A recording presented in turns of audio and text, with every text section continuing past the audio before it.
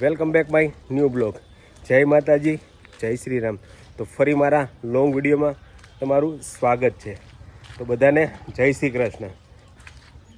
જન્માષ્ટમીની બધાને ઘણી બધી શુભકામનાઓ. તો નીકળી ગયા, છોકરાઓના મામાના ઘરે જવાનું છે. હું ને અમારા મેડમ બંને તૈયાર થઈ ગયા છે. જો એક ઇકોવાળો આવે છે તો રોકે તો ગળું સુધીમાં બેસી જઈએ. જો ઇકો આવે છે, જો રોકે તો રોકાવીએ. હાલો, રોકે તો દીધી છે. ગળું બસ જવું છે. હાલો ભાઈ, આપણે ગાડી મળી ગઈ છે ને ગળું ખોરાસાથી એક ઇકો મળી ગઈ હતી. ગળું સુધી ઇકોમાં આવ્યા ને ઇકો ગળુંથી છે ને એક મિત્રની 4 વ્હીલ મળી હતી તો ગળોદર સુધી પૂગી ગયા. હવે ગળોદર ઊભા છીએ. આ છે સોમનાથ જુનાગઢ હાઈવે. તો હવે અહીં ઊભા રાહ જોઈએ છીએ, કંઈક વાહન અહીંથી મળી જાય તો એમાં બેસી જાય.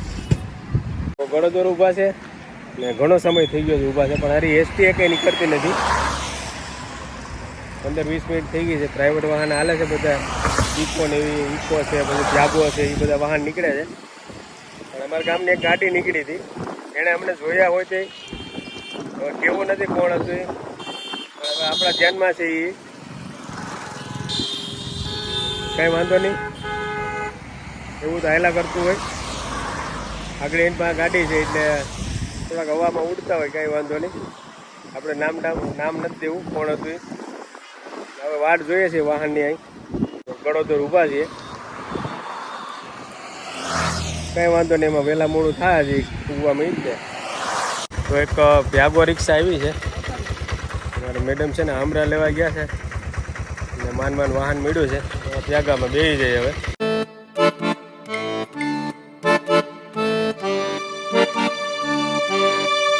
પ્યાગો રિક્ષા છે ને મૂકી થઈ ગઈ, હાઈવે ઉપર ડીઝલ કરાવવા ઊભી રાખી છે.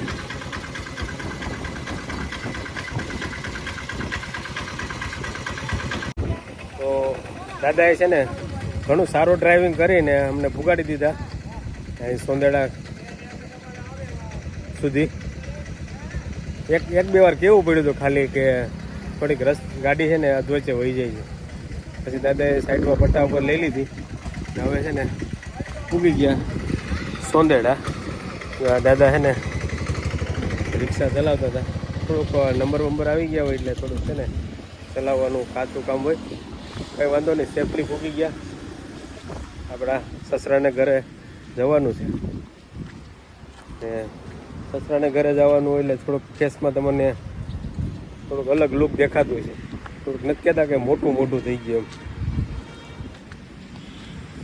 તો હાલો, થોડુંક સેટું છે, હાલીને જવાનું છે. બાકી આવું કીચડવાળો રસ્તો છે, તમે તો આવો કોઈ દી રસ્તો જોયો નહીં હોય. તો હાલો હવે હાલીને સસરાના ઘર સુધી જવાનું. પૂગી ગયા ઘરે ને છે ને ડેલી પેલા કપડાવી પડે પછી ખુલે. હાલો, ડેલી ખોલ નાખી. કાલના આવ્યા ને હલવાના ભાઈ. કાલે આઠમ હતી ને મારા સસરાને ઘરે ઘણા હગાવાલા આવ્યા હતા ને હાઈતમ કરવા આવ્યા હતા, એટલે રોકાવાનું નહોતું. 2-3 કલાક ખાલી ઘડીક રોકાવાનું હતું ને પછી વરસાદ ચાલુ થયો, નેક્સ્ટ લેવલનો હલવાના. તો મિત્રો, કાલે હું મારા સસરાના ઘરેથી નીકળ્યો હતો ને ત્યારે વિડીયો શૂટ નહોતો કરી શક્યો. એનું કારણ હતું કે વરસાદ છે ને ધોધમાર ચાલુ હતો. મારે રોકાવું નહોતું, પણ વરસાદના હિસાબે છે ને રોકાવું પડ્યું હતું. ને જે આંબાલાલ અને પરેશ ગોસ્વામી જે આગાહીઓ કરી હતી ને હવામાન વિભાગે જે આગાહીઓ કરી હતી ને એ મુજબ છે ને વરસાદ સારો એવો થઈ ગયો છે. એટલે સારો એવો નહીં, જોરદાર થઈ ગયો છે. બાકી જો નદીઓ છે ને અત્યારે ભરપૂર વહે છે ને જોકે આપણે કોઈ ઓછો છે, બીજા બનાસકાંઠામાં વધારે છે. નુકસાન એ સારું થયું છે, આપણે એટલું બધી કંઈ વાંધો નથી આવ્યો. બાકી રિક્ષા આવે છે, ઘણી વિડીયો સ્ટોપ કરી દઈએ આ દેખાડો. બાકી નદી છે ને તો ગાંડી ટૂર બન્યું છે. વચ્ચે વરસાદ રહી ગયો હતો એ બધાને ખેડૂતને બહુ તકલીફવાળું થઈ ગયું હતું ભાઈ. પાણી ચાલુ કરી દેવા પડ્યા હતા, ફુવારા બધું ચાલુ કરી દેવું પડ્યું હતું. હવે વરસાદ સારો થઈ ગયો છે એટલે હવે કોઈ ટેન્શન નથી. જોકે પવન બહુ છે, જો છે ને આ બધું જો નાળિયેરું તમે જોવો ને તો તમને ખબર પડી જાય કે કેટલો પવન છે. જો સામે નાળિયેરી છે એ આખી આમ બેવડી વરી ગઈ છે. બાકી પવન છે ને બહુ વધારે છે.